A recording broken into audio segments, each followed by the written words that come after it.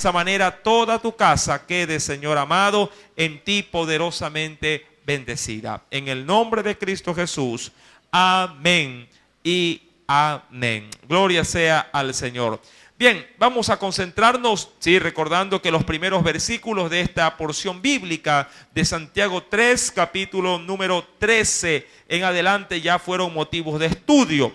Vamos a concentrarnos, sí, desde el versículo número 17. Veamos qué nos dice el Señor.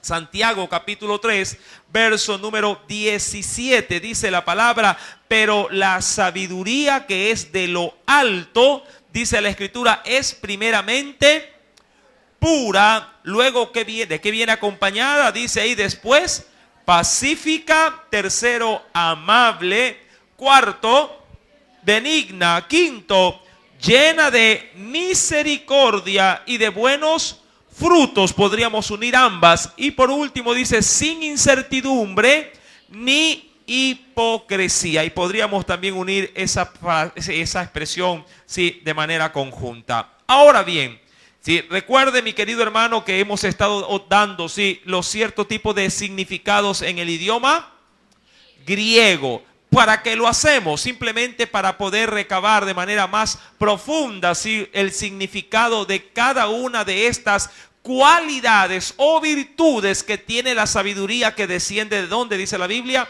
de lo alto. Es decir, que provienen de Dios y por ende no la vamos a encontrar en esta tierra. De hecho, muchos investigadores bíblicos o estudiosos bíblicos dicen que sí, la sabiduría solamente se divide en dos: la terrena y sí, la celestial. Y dentro de la terrena, aquella que es la terrenal en sí como tal, se la define la animal y la diabólica. Es decir, la sabiduría humana netamente, aquella que se enmarca en la razón, que vendría a ser la sabiduría terrenal. La sabiduría animal es la sabiduría que no contempla la razón, aquella que nos hace actuar a veces como animales, es decir, de manera irracional, y otra que es empujada o es fomentada por el mismo infierno. Esa sabiduría diríamos, es la sabiduría que nos hace a veces enseñar de manera herética, como hereje, haciendo que la Biblia prácticamente pierda toda su eficacia o todo su valor. Ahora bien, adentrándonos ya dentro de este versículo 17, se decía dentro de la sabiduría que viene de Dios, aquella que viene de lo alto. Dice la Escritura que primeramente esa sabiduría es, ¿qué dice la Biblia? Es pura, dice aquí, ¿verdad? Sí, versículo número 17, dice la Biblia, sí, pero la sabiduría que es de lo alto es primeramente pura. ¿Recuerda usted el término que se utilizaba en el griego para ese término? Sí, para ese significado. Viene de una palabrita griega que se denomina o se le escribe agnos. A-G-N-O-S, agnos. Es decir, es sin contaminación. Y eso es muy importante a la hora de, diríamos, de resaltar la Escritura. La Biblia no nos contamina, sino que nos purifica, mi amado hermano y hermana. Sí, entendamos eso. La Escritura sirve para limpiar, no para ensuciar. Mucha gente se siente, claro está, sucio cuando la Biblia le dice que su caminar es de suciedad. Pero no, la Biblia no en sí mismo nada tiene de sucio, nada tiene de inmundo. Al contrario, la Biblia o la palabra o la sabiduría que viene de Dios es exclusivamente pura, sin contaminación, cristalina como tal. Mi querido hermano, retomando el pasaje bíblico, acompáñeme por favor dentro de la Escritura. Veamos qué nos tiene que enseñar aparte, de manera adicional, la Biblia con respecto a la pureza, o a la riqueza que tiene la Biblia para nosotros también. Vayamos por favor a la Escritura, al siguiente texto.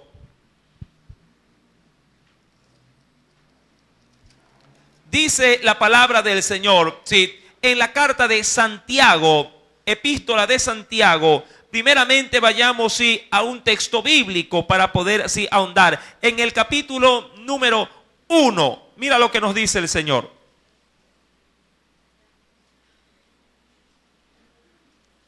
Santiago, capítulo número 1. ¿Lo tiene?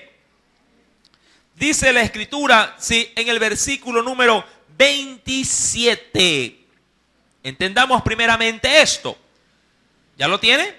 Dice el Señor, la religión, y ahí hay un significado un poquito más profundo, dice ahí, y sin mácula, eso implicaría sin mancha o sin contaminación. Amén. Así lo ve nuestro Dios, sí, aquellos que quieren ser religiosos o aquellos que quieren tener una religión, diríamos así, intacta. Mucha gente suele preguntar, hermano, ¿cuál es la verdadera religión? Sí, aquella que me puede de alguna manera salvar. Bueno, la Biblia aquí lo menciona. La religión pura y sin mácula delante de Dios el Padre es esta. Y ahí me enseña en qué consiste. Ahora recuerde que el conocimiento que viene de lo alto, o la sabiduría que viene de lo alto, primeramente es pura. ¿Por qué es pura? Por esto, versículo número 27. Porque ella, ¿qué cosa me enseña? ¿Que debo de qué? Visitar a los huérfanos, a las viudas en sus tribulaciones o necesidades. ¿Y por qué también es pura esta verdad, esta sabiduría? Porque ella me guarda o me pide que me guarde, dice, sin mancha del mundo. Es decir, que esta palabra o esta sabiduría no solamente me demuestra que es pura, sino que me pide que yo también lo sea. ¿Sí? Eso, mi amado hermano, tiene mucho que ver en todo caso en cómo estoy o cómo me presento delante de Dios. Es verdad, y es fácil decir que Dios es santo, que Dios es puro, que Dios es sin mancha. Eso todo mundo lo reconoce. Pero la exigencia de la Biblia es no solamente reconocer que Él lo es, sino que yo también debo serlo. ¿Sí? Y es ahí, diríamos, el conflicto o la lucha que tiene cada creyente. Es bien reconocido que Dios es puro, santo, grande, majestuoso. Pero el punto dentro de la Escritura o de la enseñanza bíblica es que yo también debo de tener esas mismas atributos que Dios tanto en Dios lo realza. Mi amado hermano, pues cuando vamos a la Escritura, si retomamos por favor Santiago capítulo número 3, versículo número 17, la Biblia dice que no solamente esa sabiduría es primeramente pura, recuerda el término agnos, sí, sino que también dice la Escritura, después de esto, ¿qué cosa también es la Escritura? Dice ahí, pacífica. Ahora, ¿qué implicaba en el griego ese término? Viene de una palabrita que se la podría escuchar como eirenikos. E-I-R-E-N-I-K-O-S. Eirenikos. Ese término no solamente implica pasividad o diríamos, pacífico, sino que también implica es paz o conlleva o conduce a la paz. Cosa muy, diríamos, exaltada en la Biblia. La sabiduría de Dios para el hombre no solamente es llenarlo de conocimiento, sino que ese conocimiento en ti pueda producir paz para los demás, no solo para tu vida. Y esa sabiduría es la que a mí me confronta y me hace, mi amado hermano, de pronto me hace ser diferente a otro ser humano. Dios, cuando viene a nuestra vida, implanta de su sabiduría, implanta de su palabra, y ya no me hace más un hombre violento, sino que me hace un hombre pacífico, un hombre que donde hay altercado y se encuentra presente, ¿qué pone o qué induce él? Paz, induce tranquilidad. De hecho, diríamos que el creyente se puede identificar como aquel hombre, como un bombero, que donde ve fuego, ¿qué debe de lanzar? Agua. Y eso es una característica, mi amado hermano, de la sabiduría que Dios ha derramado sobre nosotros. Cuando vamos a la Escritura, acompáñame por favor a un texto de referencia para poder considerar acerca de esa paz que conlleva la vida cristiana. Dice el Señor, acompáñame por favor, al siguiente pasaje bíblico.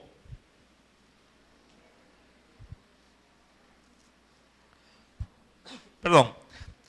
En los evangelios, mi querido hermano, en los evangelios, mira lo que nos dice el Señor. Primeramente, en el evangelio según San Lucas,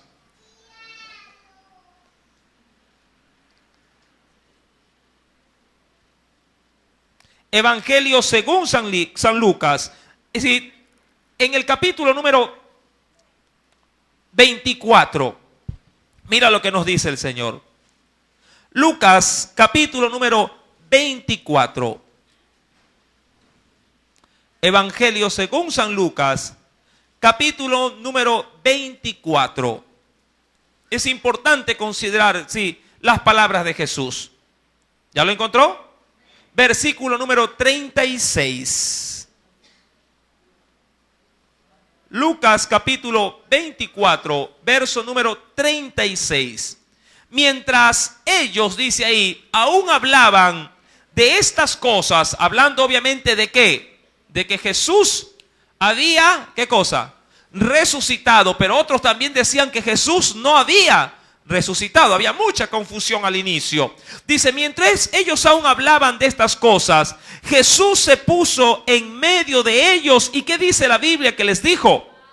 Les dijo, paz a quienes, paz a vosotros. Y mire, el verso 37. Entonces, espantados, porque así estaban ellos, y atemorizados, ¿qué cosa pensaban que veían?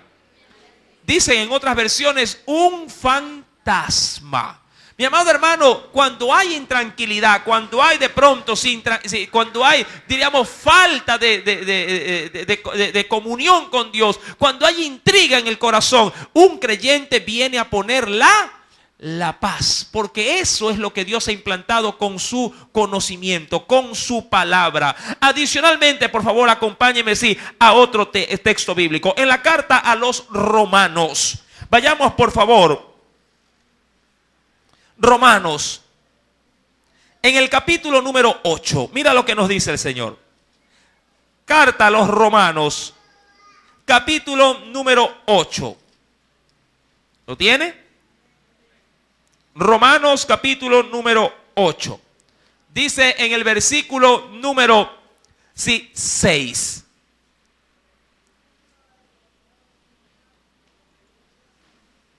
Ahora, aquí el Señor nos enseña cómo poder obtener esa paz. Versículo 6, dice el Señor, porque el ocuparse, ¿de quién?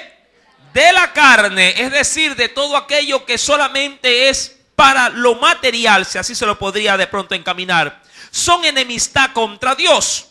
Porque, me salté, sí, es muerte, verso 6, pero el ocuparse del Espíritu es vida. ¿Y qué más?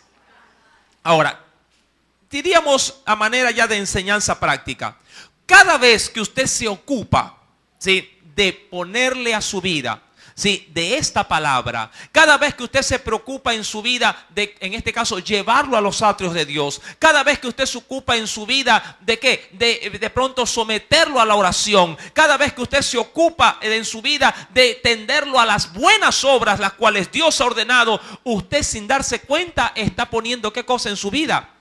Paz. Dice la Biblia que el ocuparse de qué cosa, versículo número 6, el ocuparse del Espíritu es vida y paz. Usted no se ha dado cuenta que cuando antes era usted ajeno a las cosas de Dios, vivía en angustia, vivía intranquilo, vivía inseguro, vivía atormentado, no podía ni siquiera conciliar el sueño. Pero ahora que usted está, digamos así, volcado a las cosas de Dios, volcado a las demandas de Dios, usted así sepa que para mañana no hay, usted se acuesta tranquilo, confiando de que Dios proveerá. Se acuesta en paz. Ahora, esa sabiduría, ¿quién se la ha otorgado? Dios, mi amado hermano. Sí, esa sabiduría no viene del hombre. El hombre le puede decir que para que tenga paz, debe de tener, sí, en el banco ahorrado cierta cantidad de dinero. ¿Verdad que es así? Así el mundo, diríamos, trata de imponer su paz. Bien dijo Jesús, mi paz os dejo, mi paz os doy. No como el mundo la da, yo te la doy. La paz de Dios viene a través del Espíritu. Amén. Si usted se ocupa en las cosas de Dios, la paz de Él le será otorgada. La escritura, sí, no en vano, pues si retomamos por favor Santiago, nos menciona, sí, que esa sabiduría que Dios le ha dado, sí, a su pueblo, primeramente es pura, es decir, no tiene contaminación, no tiene manchas, es cristalina. Luego dice que es pacífica. Tercero, dice la Biblia que es, ¿qué cosa también la paz del Señor? Es una paz amable, es una sabiduría amable. Ahora, este término, mi querido hermano, si viene de la palabrita griega epiekes. Si epiekes, E-P-I-E-K-E-S. Epiekes es, dice aquí la escritura, amable. Ahora, este término, sí, que más allá de poderlo entender como amabilidad, sí, mi querido hermano, este evangelio es un evangelio de cordialidad. ¿Eso qué implica dentro de este término epieque? La cordialidad en la que usted puede, sí, ser accesible para otros. Mi amado, el evangelio es el único que puede transformar algo que para el hombre a veces es imposible: su carácter.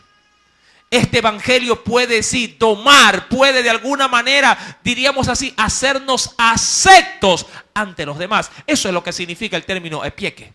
Algo que implica, sí, romper en este caso diríamos así, mi cascarón para ser accesible a otras personas. El evangelio no es un evangelio, diríamos así,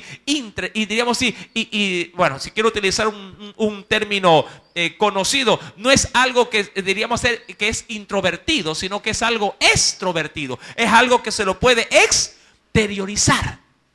Usted no recuerda que antes de conocer al Señor de pronto era de muy pocos amigos, que por ahí alguien se le acercaba y usted, no, ¿quién es? No, dile que no estoy para nadie. Sí, se hacía como un ermitaño. Pero el evangelio, mi amado hermano, sí, a usted lo expone al público. El evangelio le invita al hombre a que salga, a que de hecho transmita lo que él recibió en su debido momento. Esa sabiduría te hace, mi querido hermano, ser cordial, te hace ser, diríamos así, persona accesible ante los demás. Yo me asombro en la vida de Jesús, mi querido hermano. La Biblia dice que cuando él, luego de haber dado la predicación a las multitudes, él se quedaba hasta el último. ¿Para qué? Para despedirlas. Y él no despedía aquí como en la iglesia a 50, a 100, no. Él despedía a miles. Usted podría atender a miles de personas. Parece humanamente algo imposible. Diría usted, hermano, si lo hago, acabaría agotado por completo. Pero el Señor es el que nos da de sus fuerzas. Ahora, quisiera tomar esa referencia. Acompáñeme, por favor, a la Escritura. Sí, veamos qué nos dice. Es un texto que a la verdad no los tenía como referencia, pero vamos a considerarlo también porque me parece muy importante, sí, el poder resaltar esta cualidad que el Señor puso, sí, en la vida de Jesús. Y por ende, creo que también la pide, sí, en nuestras vidas. Vayamos al Evangelio según San Mateo. Veamos qué nos dice el Señor.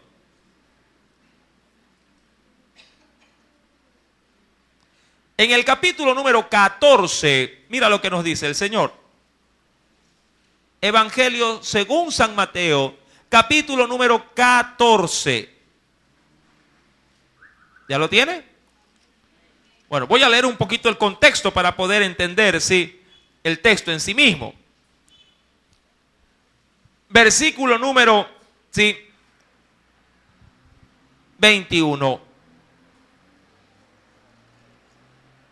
Versículo número 22, 22 en adelante. O del 13 podría ser, la verdad, para poder entender. Dice, oyendo Jesús se apartó de allí en una barca a un lugar desierto y apartado, dice aquí, y cuando la gente lo oyó, le siguió a pie desde las ciudades, y saliendo Jesús vio una gran multitud y tuvo compasión de ellos y sanó a los que en ellos estaban enfermos. Ahora yo le pregunto, ¿cuánto tiempo uno se demora en un culto regular cuando hay solo predicación? ¿Qué tiempo se demora? 1 hora, hora y media. Póngale 2 horas. Ahora, cuando hay ministración, que suele pasar a veces en tiempos muy especiales, ¿qué tiempo nos demora un culto? ¿Será una horita más? Podría ser, posiblemente. Ahora, mi amado hermano, eso con unos cuantos. Amén. Jesús no solo los atendía, sino que también oraba por los enfermos. Ahora, usted se puede imaginar cuánta cantidad de enfermos habría en medio de 5,000 personas. Versículo número 15. Cuando anochecía, ¿sí?, se acercaron a él sus discípulos diciéndole: el lugar es desierto, sí, obviamente en el lugar donde se encontraban. Es desierto y la hora ya pasada. ¿Sabe? Para un judío, ¿sabe cuál era la hora ya? Diríamos tarde, cuando ya llegaba a las 6 de la tarde o pasaba a las 6 de la tarde. Un judío, o diríamos así, un oriental, ya a las 6 de la tarde está buscando la casa. Nosotros somos con una cultura muy diferente. A veces esperamos que sean 12, 1, 2 de la mañana para decir: ay, ya es tarde, voy a descansar, ¿verdad? ¿Sí o no? Para diferencia, mi hermano, la gente de la sierra, así nomás se lo pongo, con la gente de la costa, sí, tiene horarios diferentes. Usted va a 8 de la noche y la gente está en la cama. ¿Verdad? Con la colcha, las 5 colchas encima hasta la cabeza. Y ya están durmiendo. ¿Verdad? O por lo menos están frente al televisor, que ya, ¿sí? Eso sí, son bien madrugadores también. Mi querido hermano, sí, para los orientales, 6 de la tarde ya era una hora sumamente avanzada, porque empezaba la primera vigilia, que la cual era considerada de 6 a 9. La segunda de 9 a 12, la tercera de 12 a 3 y la última o cuarta vigilia de la noche de 3 a 6 de la mañana. ¿Sí? Ahora, ¿a cuántos les gusta vigilar? Cambiando un poquito el tema. ¿Sí? No importa si uno vigila las 4 vigilias de la noche o lo hace una sola. Lo importante es hacerlo para buscar el rostro de Dios en oración. Ahora bien, si vemos los antecedentes, sí, en Jesús, verso 16. Sí, verso 15. Cuando anochecía se acercaron a él sus discípulos diciendo: el lugar es desierto y la hora ya pasada, despide a la multitud para que vayan a las aldeas y compren de comer. Jesús les dijo: no tienen necesidad de irse, darles vosotros de comer. Y ellos dijeron: no tenemos aquí sino 5 panes y 2 peces. Jesús, ¿qué hace? Los toma, tráengalos acá. Entonces mandó a la gente a recostarse sobre la hierba y tomando los 5 panes y los 2 peces y levantando los ojos al cielo bendijo y partió y dio los panes a los discípulos y los discípulos a su vez ¿a quién? A la multitud. Verso 20. Comieron todos, se saciaron y recogieron lo que sobró de los pedazos, 12 cestas llenas. Eso debió haber sido en una hora sumamente tarde. Todo esto debió haber tomado por lo menos una hora más de lo que ya era tarde. Verso número 21. Y los que comieron fueron como 5,000 hombres, sin contar, multiplique, si de esos 5,000 por lo menos la mitad eran hombres casados, ¿cuántas mujeres estarían ahí? 2,500 más 5, 7,500. Y si le pone solamente un hijo a cada una de esas mujeres, 2,500 más. ¿Cuántos habían mínimo ahí? Mínimo 10,000 personas. Mínimo. Y eso siendo, ¿sí?, diríamos, amable con las cantidades de que habían 2,500, ¿cuánto? Solteros. ¿Sí? Si todos estaban casados, de 5,000 eran 10,000. Y si le ponemos por lo menos 1 o 2 muchachos por cada parejita, vaya viendo la cantidad que sale. Ahora, mire la cantidad de gente. Verso 22. Aquí quiero entrar. ¿Qué dice? Léalo, por favor.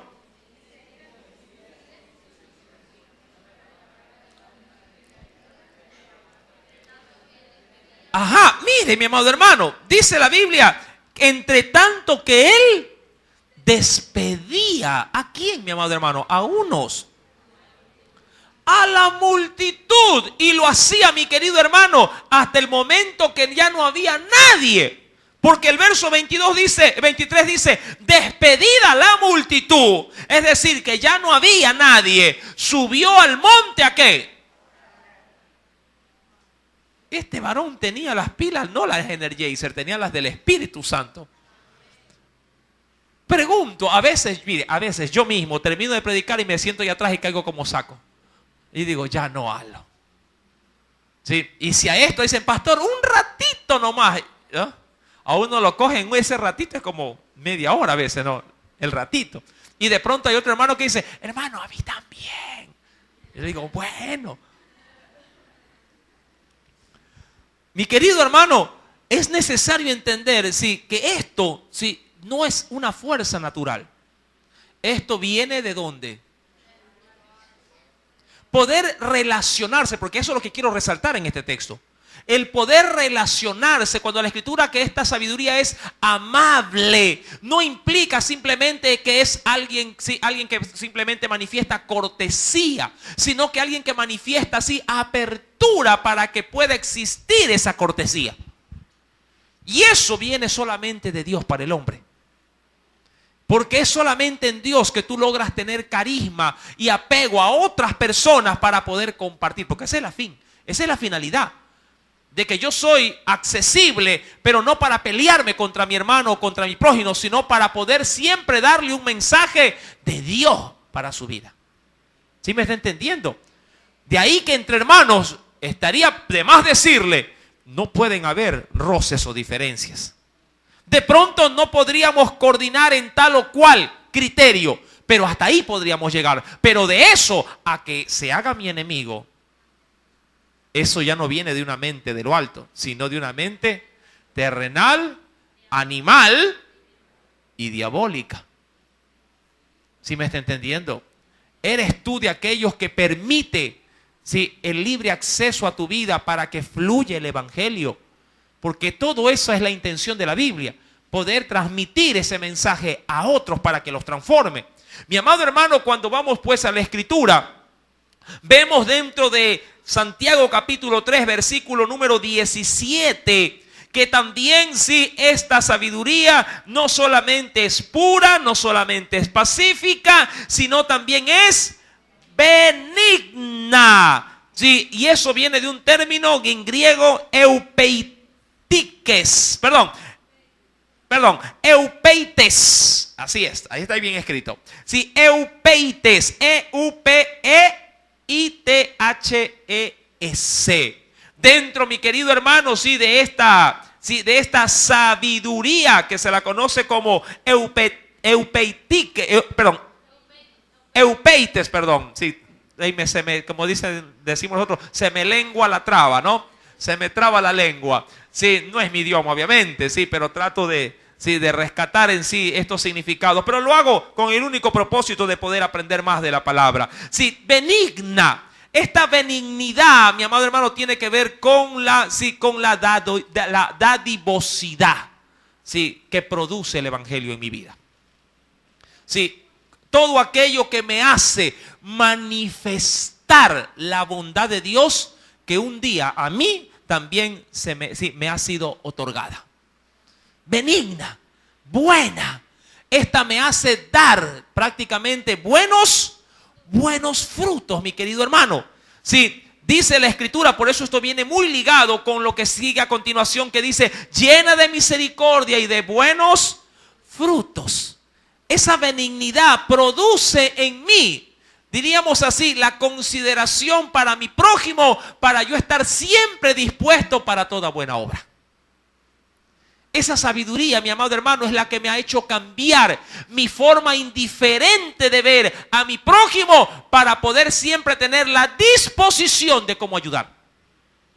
De cómo buscar la vía para poder, sí, extenderle la mano. Mi amado hermano, la escritura, acompáñeme por favor, dentro de la carta a los Gálatas. Dentro de la carta a los Gálatas,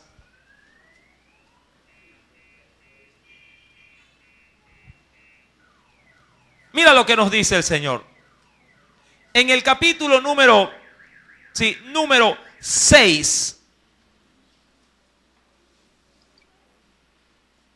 versículo 1 en adelante, mira lo que nos dice. Gálatas capítulo número 6, verso 1 en adelante. Hermanos, y aquí es donde se muestra esa benignidad. ¿Ya lo tiene? Gálatas 6. ¿Sí?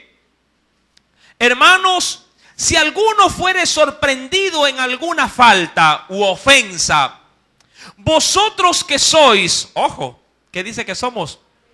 O que debiéramos de ser espirituales. Mira cómo se manifiesta la espiritualidad del creyente. Restauradle. Ojo, restauradle. Dice ahí, ¿con qué, mi querido hermano? Con espíritu de mansedumbre. Eso es lo que quiere decir, es con un tipo de carácter, no para poder estar por encima o pisoteando a mi hermano que ha cometido la falta, sino como que poniéndome a qué cosa, al mismo nivel de esa persona, sin imponer señorío, es lo que quiere decir la Biblia sobre aquella persona.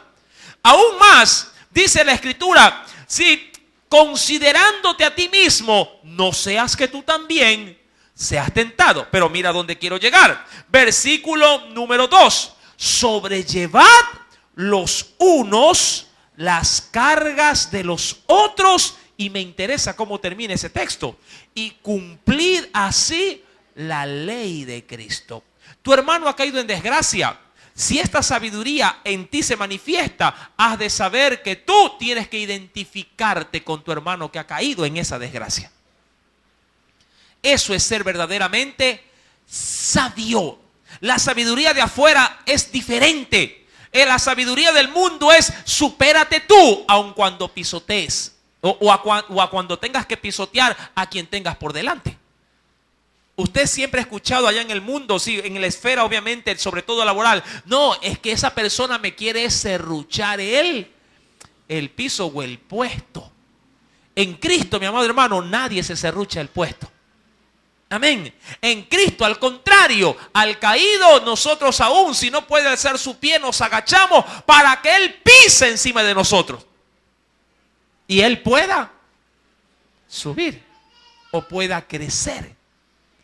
Mi amado, esa sabiduría, dice aún más la Escritura, es considerada, dice en el verso número 2, sí, como que si estuviera cumpliendo, dice así, la ley de ¿quién? La ley de Cristo. Por eso es que dice más adelante en el mismo capítulo 6, verso 6, el que es enseñado en la palabra. ¿Cuántos a Dios les enseña en su palabra? Mira cómo termina el verso. El que es enseñado o es instruido en la palabra, haga partícipe de toda cosa buena. ¿A quién? Al que. Es decir, no se quede con eso, sino que de gracia recibe y debe de compartirlo. De gracia también debe de dar. Mi amado hermano, cuando retomamos pues la carta de Santiago, capítulo número 3, verso 17, la Biblia nos enseña pues que la palabra es pura, pacífica, amable, benigna, y esto lo podríamos enlazar como una sola cosa, llena de misericordia y también ¿de qué? De buenos frutos. El término en una sola palabra se lo pronuncia en el griego como anipócritos. Sí, perdón. Este término, sí, a ver. Eleos, anipócritos es signo de hipocresía, perdón. Eleos, una sola expresión para esta frase. Sí, eleos, dice aquí, lleno de misericordia, dice aquí, y de buenos frutos. Es decir, que debes de pasar del sentimiento a la práctica, a la obra. Tal cual como Santiago lo enseña, la fe sin obras es muerta. Es decir, ves a tu hermano o a tu prójimo caído y dices, uy, qué pena que me da, pero pasas de largo. Y esa no es la idea. El asunto es, uy, qué dolor que me da al verlo. Me bajo, lo socorro, lo ayudo, como diríamos en la parábola del buen samaritano, pago en este caso al mesonero lo que se ha de gastar, y si se gasta de más, me lo hace saber para cumplir con esos gastos o esas obligaciones. Eso, de acuerdo a la Biblia o al concepto bíblico, se llama sabiduría. Diría tu amigo carnal, uy, qué tonto que eres. A un desconocido quitándose los zapatos para dárselo. Déjalo ahí. Eso diría. Uy, qué tonto, desperdiciando el tiempo, sí, conversando con un drogadicto. ¿Verdad que así piensa o razona quién? El mundo. Mi amado, nuestra labor y nuestras obras primeramente no son nuestras, son hechas en Dios para su gloria. Y nosotros como cristianos sabemos que todo lo que hacemos para el Señor tiene fruto. En esta y en la venidera. Mi querido hermano, la Escritura pues nos empuja de acuerdo al correcto significado, en este caso, o a la profundidad de la sabiduría que viene de Dios, que es llena de misericordia y de buenos frutos. Dice acá más adelante, para terminar ese pasaje bíblico, sin incertidumbre ni hipocresía. Ambas también se unen y utilizan el término anhipócritos. Anhipócritos. Sí, un término, mi querido hermano, sí, muy amplio cuando se lo anexa con sin incertidumbre ni hipocresía. ¿Qué es lo que implica, mi amado hermano? Un evangelio o una sabiduría sin falsedad. Y esto es muy importante también para nosotros. No podemos mostrarnos ante el mundo con un cristianismo falso. La hipocresía es sinónimo de falsedad. Puede ser que hagas obras. Puede ser que de alguna manera la gente te vea amable. Me encanta porque este es el término de todo lo anterior. Puede ser que la gente te vea inclusive puro, cristalino. Pero también puede ser que luego de que el ojo del hombre ya no esté sobre ti, te muestres de otra manera. Sí, diríamos en lo oculto. Puede ser que llegues a tu casa y dices, oye, el pastor habló de dinero, me sacó el diezmo a la fuerza, me sacó la ofrenda, hasta me quedé comprometido. Sí, ya no voy a ir más para allá. Si tanto te incomoda, no lo hagas con hipocresía ni con falsedad. Díceselo de frente a quién. Al pastor. ¿Sí me está entendiendo? Mi amado hermano, la verdadera sabiduría de un cristiano reposa o descansa en la veracidad de lo que somos, no en la falsedad de lo que otros podrían apreciar de manera superficial. Nuestro evangelio no es superficial, forma parte de nuestro ser porque Cristo ha ingresado a nuestro cuerpo, a nuestra alma y a nuestro espíritu y lo quiere gobernar absolutamente todo. Acompáñame por favor a la Escritura. Es necesario poder ahondar un poquito más con respecto a este asunto.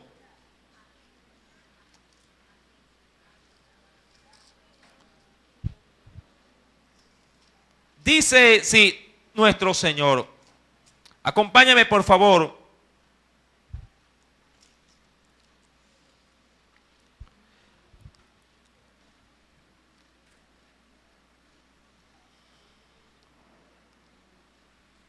En el libro de los Gálatas,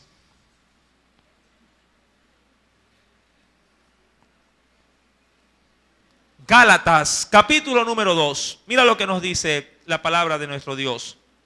Gálatas, capítulo número 2. Esta situación golpeó duramente la iglesia. Gálatas, capítulo número 2. Verso 11 en adelante. ¿Ya lo tiene? Pero cuando Pedro vino a Antioquía, hablando Pablo obviamente, menciona, le resistí. Eso es, lo confronté cara a cara. Porque, ¿qué dice la Escritura ahí que era? Era de condenar, dice ahí. Es decir, era de llamarle la atención, por más que no quisiera. Es decir, estaba obligado. ¿Cuántas veces usted dice, bueno, le voy a dejar pasar una, le voy a dejar pasar 2, pero llega un momento que dice, no, esta sí no se la dejo pasar y le voy a decir sus 4 verdades en la cara. Le ha tocado a veces hacer estas confrontaciones, sí, que usted de pronto al inicio las evitó, pero llega un momento en que ya se hace insoportable. Y usted dice, ya está bien, hoy viene tarde, mañana, pasado, pero no todos los días. Y usted dice, no, esto hay que resistirlo, hay que pararlo. Y Pablo menciona eso, ¿sí? Porque era de condenar. Pues antes que viniesen algunos de parte de Jacobo, o lo que es igual Santiago, ¿qué hacía Pedro? ¿Qué dice que hacía? Comía con los gentiles. Pero después que vinieron, ¿quiénes? Los de parte de Santiago, se retraía. Ojo, este término es muy importante. Retraerse es que retraerse es no actuar con libertad. Usted a veces a ver, pregunto, en casa, ¿cómo usted come en casa el pollo, por ejemplo? En casa. Sí, un lunes cualquiera. En casa, el pollo está ahí frito. Sí, ¿qué hace usted? ¿Qué dice? Cubiertos, tenedor, cuchara, servilleta, mantel. ¿Qué hace?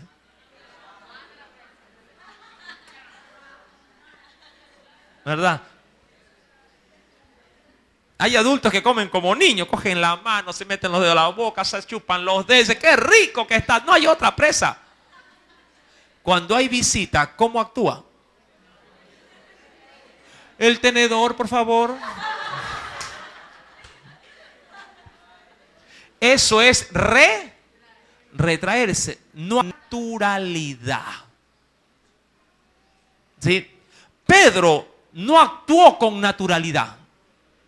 ¿Sí? No porque Pedro era algo, diríamos, que fingía ser. No. Simplemente que cuando estaba con los gentiles, él actuaba como era. Pero cuando aparecieron los que venían de parte de Jacobo, que eran judíos cristianos, entonces tomó otro estilo de manifestarse a la gente. Y eso se lo conoce como hipocresía.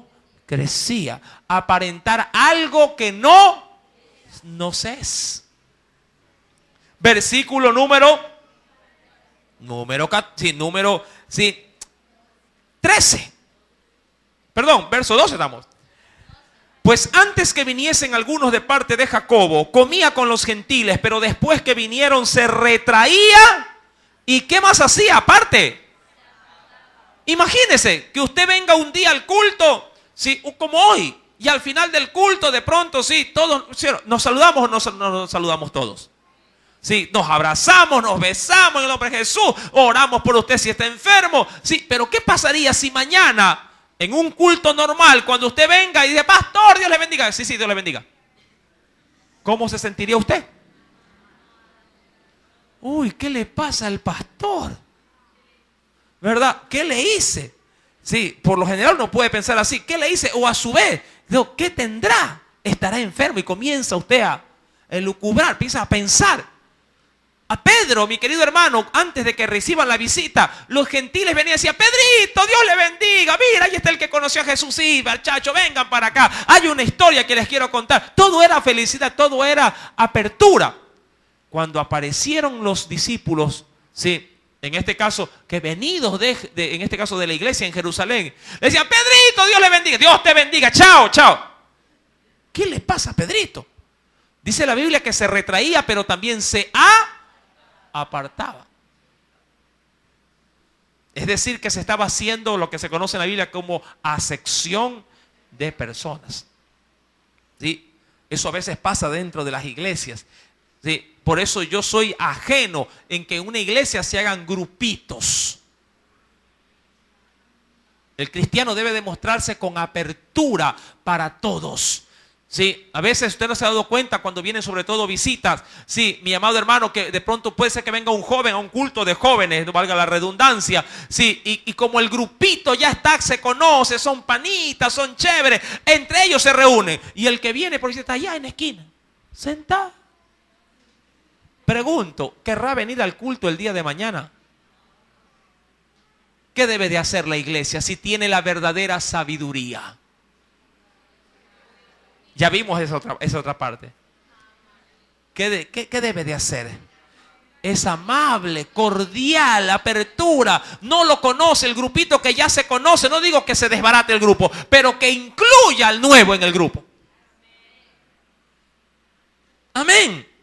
Porque usted no sabe cómo viene esa persona, si viene de pronto con conflictos, si viene así a su vez en su corazón de pronto, si teniéndose él en sí mismo como algo inferior. Y uno debe de ¿qué? De levantar inclusive hasta su propia personalidad en Cristo Jesús. Mi amado hermano, ellos deben de ver aquí una familia. Sí, que los abrazos que no se los dan en casa, aquí los reciba. Amén. Mi querido hermano, dice la Escritura que Pedro sí se retraía y se apartaba porque tenía miedo de los de la circuncisión. Y en su simulación, mira cómo afecta. Participaban también, ¿quiénes? Los otros judíos. Mira, de tal manera que aún Bernabé, el colaborador de Pablo, fue también arrastrado por la hipocresía. Mi querido hermano, y Pedro fue confrontado delante de toda la iglesia. ¿Quién? El apóstol Pedro, el gran, el que tiene, dice la religión tradicional, el que tenía las llaves de la iglesia, sí, ese. Aunque él no tenía las llaves las tiene Cristo. La gente saca el texto fuera de contexto, ya explicaremos en su debido momento eso, pero sí, mi querido hermano, Pedro, más allá de ser el discípulo, también era el hombre que si no se cuidaba y no, mi amado hermano, si diríamos ponía sus barbas en remojo, sí, podía caer en cualquier pecado también. Mientras no estemos en el cielo, ya frente al trono de la gracia, ya diríamos así, gozando de la gloria, aquí hay que cuidar nuestra salvación con temor y con temblor. Amén. Esta sabiduría, pues, para concluir, mi amado hermano, sí, recordando lo que dice la Escritura, es pura, pacífica, amable, benigna, llena de misericordia, de buenos frutos, sin incertidumbre ni...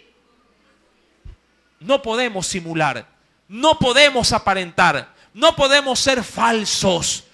Si realmente, sí, el conocimiento de Dios está en nosotros, debemos de ser, sí, diríamos, transparentes ante los demás. Y dice la Biblia, y el fruto, terminando el verso 18, y el fruto de justicia se siembra, ¿de qué manera? En paz para aquellos, y me encanta, que hacen la paz. ¿Y cómo se la hace? Manifestando todo lo que el verso 17 ya nos ha enseñado el Espíritu Santo. Amén. Si el Señor habló a tu vida, mi querido hermano, ríndele una fuerte ofrenda de aplauso. Oremos. Amantísimo Dios, gracias, Señor. Gracias porque de esa sabiduría quiero yo. La palabra en el Antiguo Testamento nos dice que el principio de la sabiduría, el inicio de la sabiduría es el temor a nuestro Dios. Eso es solo el inicio. Mas sin embargo, aquí en Santiago se manifiesta el desarrollo